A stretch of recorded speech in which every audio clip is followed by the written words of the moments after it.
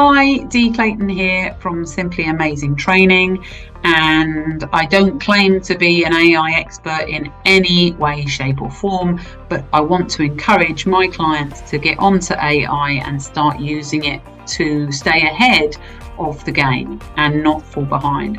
So let me just show you, if you haven't used it already, one of the AI bots that you can use is called Claude by Anthropic.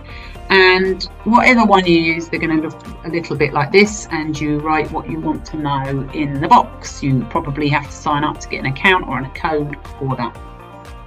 So there's loads of different ways that you can use it, and in presentations you can ask it to set up some presentations. But I was working with a client today, we were doing some executive coaching, and we were talking about his preference for kinesthetic learning style, i.e. learning by touch and feeling.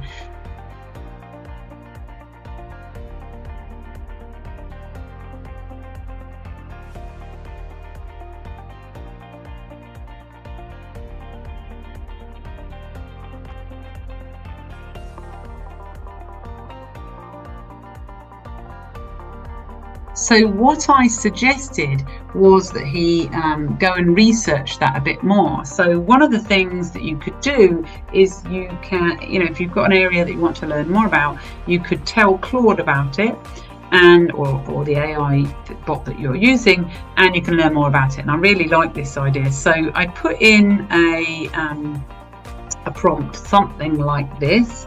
I have a kinesthetic learning preference,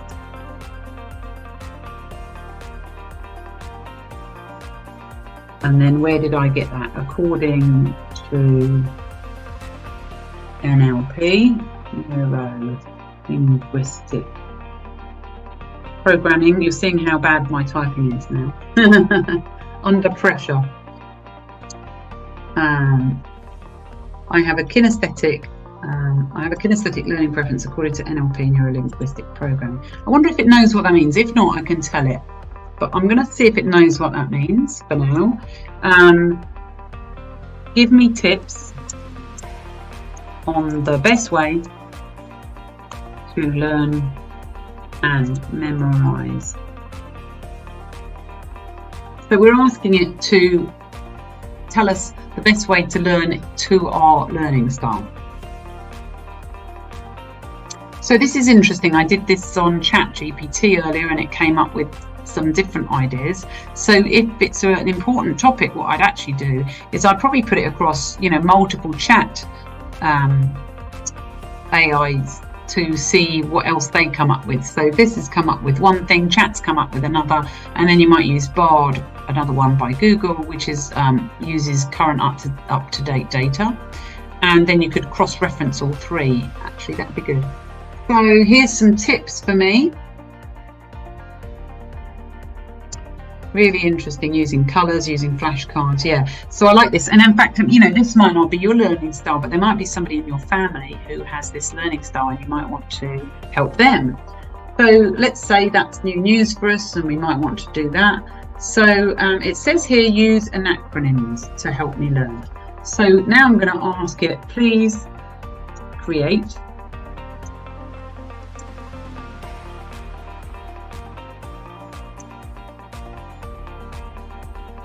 Sorry, my caps lock has come on. Look at this. So this is fantastic. You told me to use an acronym, so now I've asked it to do one so that I can remember the above points. So there you go, fun learning. Love it. So things like this could have took me a while when I designed training courses. If I wanted to make up an acronym before, might take me a really long time, but now I've got ChatGPT to help me, or in this case Claude. So learning about yourself, personal development is so much quicker now because you don't have to do Google and then see if that's relevant to you and then see if that's relevant to you. You can ask it. And so let's say you just want to know more about gestures and role play. So it might be that that's the one that's interesting. Tell me more about gestures and role play and give me 3 examples of how I could use this in the context of making a presentation. So you can tell it what you want to do, and you can ask it to give you examples. So it's telling me here I could act out the key concepts. For example, if you're presenting on sales growth, you could mime actions like numbers going up. That is actual advice that we give our clients. Brilliant. You could take on various roles when introducing different people, perspective, adopt a character or a facial expression, ham it up and make it memorable. So, you know, this is what comedians do, isn't it? They change who they are when they're presenting stuff. But you can do this in a book, they say, and, you know, change the voice. So Sarah thinks not sure how that would go in a business presentation, but the idea of learning it, you could do it that way. Use props and extensions of your body. Brilliant. So it's given us examples. So what I'm saying is you can talk to these programs and ask them to tell us more and more. You could just carry on this conversation, couldn't you, for as long as you wanted to learn about it.